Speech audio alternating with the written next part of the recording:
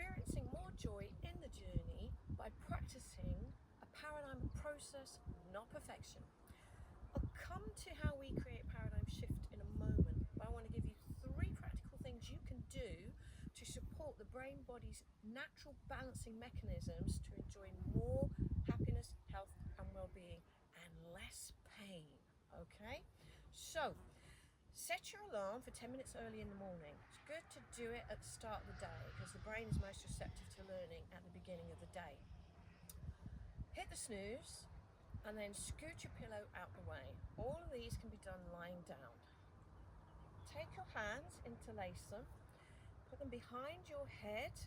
Okay, it's much easier on the shoulders if you do this lying down. If you've got an uncomfortable shoulder, you can do one hand, okay?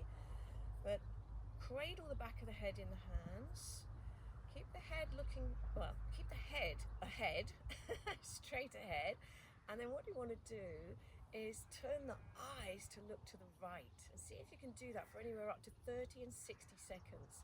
This is a ventral vagus nerve basic exercise, all right, to bring the ventral vagus nerve online. And that pertains to all things to do with relaxation.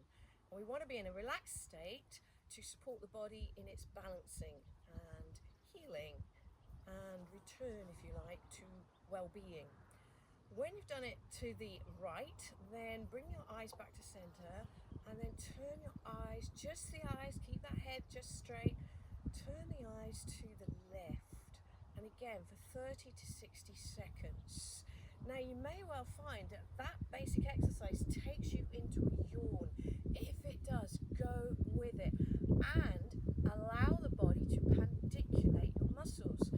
Pandiculation is the natural reset for muscle tension. When the body moves you, follow those spontaneous movements of the body, okay? And we think of it as stretching, all right? But pandiculation is not stretching, okay? But go with it. You don't really need to know the science right now.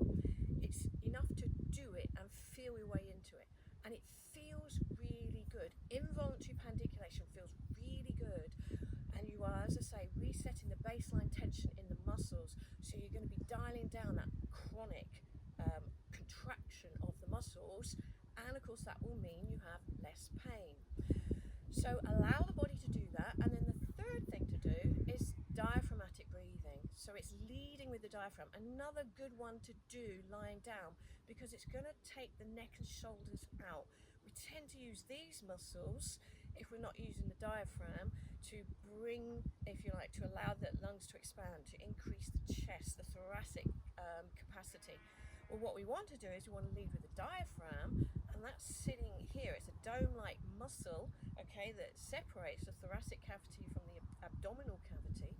And what we want to do is lead with that when we breathe.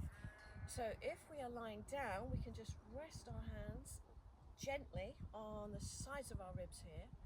And as we lead with the diaphragm, we'll find that we get a lateral expansion of the ribs. There will be an expansion of the abdominal cavity.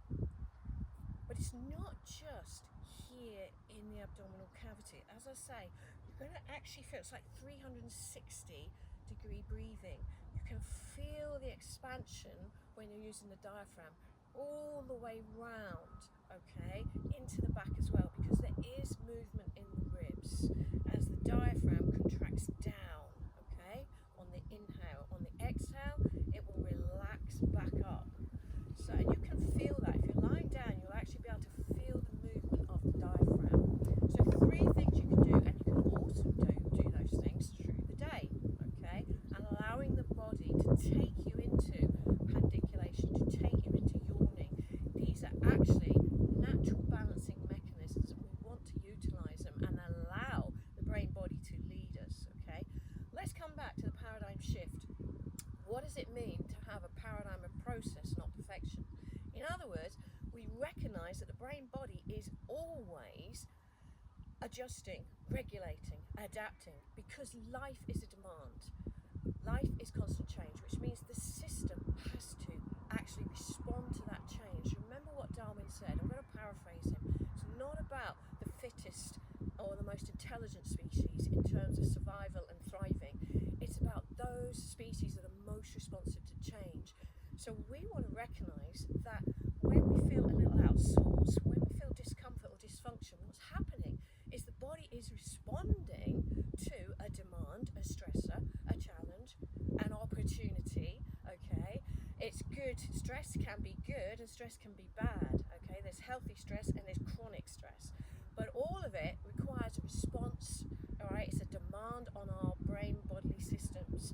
So we want to recognize that that is what is happening. It's always a perpetual process of monitoring, regulating, adjusting, adapting. And if we can just relax a little bit into that, then again, we're actually supporting the body in returning to homeostasis, to balance, to well-being. So, if you want to know a little bit more, please join us at our free wellbeing experience this Sunday, 2 p.m.